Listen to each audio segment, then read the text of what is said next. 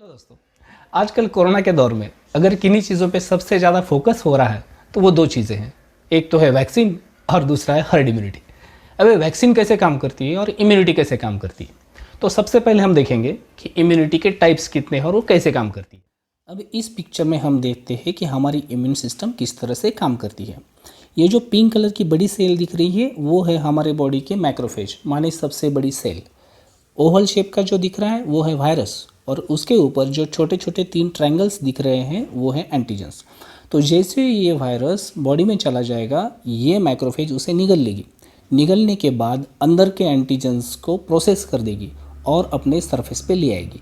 Surface पे लाए हुए एंटीजन्स को बी सेल्स और हेल्पर टी सेल को जाके प्रेजेंट कर देगी। हेल्पर टी सेल्स का एक ही काम रहेगा कि बी सेल को एंटीबॉडीज़ बनाने के लिए स्टिमुलेट करें। यहाँ पर देखिए बी सेल ने वाई शेप के एंटीबॉडीज़ बना ली हैं। तो ये बी सेल्स आगे चलकर फिर डिवाइड हो जाएगी दो अलग अलग सेल्स में, मेमोरी बी सेल और प्लाज्मा सेल्स। प्लाज्मा सेल्स में जो रेडीमेड एंटीबॉडीज़ है वो आगे चलकर सर्कुलेशन में चली जाएगी और जहाँ भी वायरस के कांटेक्ट में आएगी ये एंटीबॉडीज़ उसके एंटीजन पर अटैक कर देगी और वायरस को ख़त्म कर देगी। जो बची हुई मेमोरी बी सेल्स है ये बॉडी में साइलेंट पड़ी रहेगी। जब कुछ महीनों बाद या कुछ सालों बाद फिर उसी वायरस का इन्फेक्शन बॉडी को हो जाएगा तो ये मेमोरी बी सेल्स कन्वर्ट हो जाएगी प्लाज्मा सेल्स में। और हमें पता ही है कि प्लाज्मा सेल में रेडीमेड एंटीबॉडीज़ हैं, वो सर्कुलेशन में जाकर उस वायरस के एंटीजन को इनएक्टिव कर देंगे और वायरस को मार देंगे। तो इस तरह से हमारी इम्यूनिटी सिस्टम रिस्पॉन्ड करती है वायरल इन्फेक्शन को। और ये एक्टिव इम्यूनिटी अब दो टाइप्स की है, नेचुरल और आर्टिफिशियल। तो अगर किसी आदमी को किसी वायरस का इन्फेक्शन हो जाता है तो अभी हमने डिस्कस किए हुए तरीके से उसकी बॉडी उस एंटीजन के खिलाफ एंटीबॉडी बना लेती है और उसे इम्यूनिटी आ जाती है। तो इसे हम नेचुरल एक्टिव इम्यूनिटी कहेंगे। अभी हम जब देख रहे हैं कि कोरोना के कई सारे पेशेंट क्योर होके जा रहे हैं तो उनको जो इम्यूनिटी आ रही है उसे हम कहेंगे कि ये नेचुरल तरीके की इम्यूनिटी है। अब दूसरा तरीका है आर्टिफिशियल एक्टिव इम्यूनिटी। तो इस तरीके में एक्चुअली डेड वायरस या उसके एंटीजन्स किसी इंजेक्शन के थ्रू बॉडी में इंट्रोड्यूस किए जाते हैं और फिर बॉडी उसी तरीके से एंटीबॉडीज़ बना लेती है। क्योंकि हम ये वायरस आर्टिफिशियली अंदर इंट्रोड्यूस कर रहे हैं इसे हम आर्टिफिशियल एक्टिव इम्यूनिटी कहेंगे।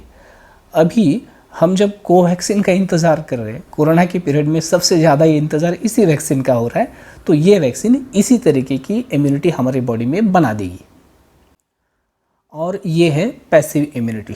जब रेडीमेड एंटीबॉडीज़ किसी के बॉडी में चली जाती है और उसे इम्यूनिटी आ जाती है तो हम उसे पैसिव इम्यूनिटी कहेंगे। ये दो तरीके की है, नेचुरल एंड आर्टिफिशियल। अगर किसी मदर को पहले ही बॉडी में एंटीबॉडीज़ प्रेजेंट है तो आइदर ब्रेस्ट मिल्क थ्रू और प्लेसेंटा थ्रू ये एंटीबॉडीज़ उस मदर से बच्चे को चली जाएगी, जिससे कि हम नेचुरल पैसिव इम्यूनिटी कहेंगे। दूसरा तरीका है आर्टिफिशियल का। तो रेडीमेड एंटीबॉडीज़ जब किसी मरीज़ के अंदर इंजेक्शन या सलन के थ्रू छोड़ी जाती हैं तो उस आदमी के जो इम्यूनिटी आ जाती है उसे हम आर्टिफिशियल पैसिव इम्यूनिटी कहेंगे। आजकल हम देख रहे हैं कि प्लाज्मा थेरेपी इन कोविड-19 बड़े ही ज़ोर शोर से चल रही है। तो ये प्लाज्मा थेरेपी जो है वो इसी तरीके की पैसिव इम्यूनिटी है। अब हम देखते हैं हर्ड इम्यूनिटी क्या है। लेकिन दोस्तों हर्ड इम्यूनिटी एक्चुअली इम्यूनिटी है ही नहीं, ये तो एक कंसेप्ट है। अभी ये कंसेप्ट इस बात पर आधारित है कि अगर किसी को कोरोना के खिलाफ इम्यूनिटी एक बार आ जाती है तो बाद में ना ही वो किसी और की वजह से इन्फेक्ट होगा, ना ही कोरोना के इन्फेक्शन को आगे स्प्रेड करेगा। ठीक है, अभी ये एक पॉपुलेशन एग्जाम्पल के तौर पे ले लेते हैं। इसमें जो ग्रीन कलर में दिखाया है वो इम्यून लोग हैं जिनको इम्यूनिटी आ चुकी है। जो ब्लू है वो हेल्दी लोग हैं जिनको अभी कोरोना का इन्फेक्शन नहीं हुआ है। और जो रेड है वो एक्टिव कोविड पॉजिटिव पेशेंट्स है जो कि अभी भी इन्फेक्शन फैला सकते हैं। तो यहाँ देखिए ये ब्लू कलर के 4 लोग हैं जिनको कि इन्फेक्शन नहीं हुआ है और रेड कलर के जिनको कि कोरोना का इन्फेक्शन है और वो एक्टिव फेज में है, मतलब अभी वो इन्फेक्शन फैला पा रहे हैं। लेकिन क्योंकि हर ब्लू और रेड के बीच में एक ग्रीन कलर आ जा रहा है, यानी कि ये अगर इन्फेक्शन फैलाना चाहेगा तो उनके बीच में ये ग्रीन कलर के लोग आ जाते हैं जो कि इम्यून है। ना तो ये आदमी इनको इन्फेक्शन फैला सकता है और नेक्स्ट टू दैट ये लोग इसको इन्फेक्शन नहीं पहुंचाएंगे। मतलब ये चारों लोग बच गए। ये चारों लोग कौन है? ये चारों लोग वो लोग हैं जो कि at the risk of Covid है, जिनको हम कहते हैं कि रिस्क एज ग्रुप में आते हैं, या हाई स्टेरॉइड डोसेस पे है, या फिर ऑर्गन इम्प्लांट उनका हो चुका है, उनको हम घर में बिठा देते हैं। तो ये चार लोग घर में बैठे हुए, ये जो ग्रीन कलर के हैं मार्केट में घूम रहे हैं, जो कि इन्फेक्शन ला सकते थे, लेकिन चूंकि अभी ये इम्यून हो चुके हैं, इन्फेक्शन लाएंगे नहीं। ये जो 3 लोग हैं ये इन्फेक्शन फैला नहीं सकते ब्लू लोगों तक। और ओवर द टाइम क्या हो जाएगा? ओवर द टाइम ये जो रेड लोग हैं इनको भी 14 दिन के बाद वो ठीक हो जाएंगे, वो भी इम्यून हो जाएंगे, तो ये भी ग्रीन में कन्वर्ट हो जाएंगे। ये भी अभी ग्रीन में कन्वर्ट हो गए, इनको भी इम्यूनिटी आ गई। अभी ये लोग जो बच गए, इनको इन्फेक्शन फैलाने वाला कौन रहा? कोई बचा ही नहीं, तो ये हमेशा के लिए बच गए, सेफ हो गए।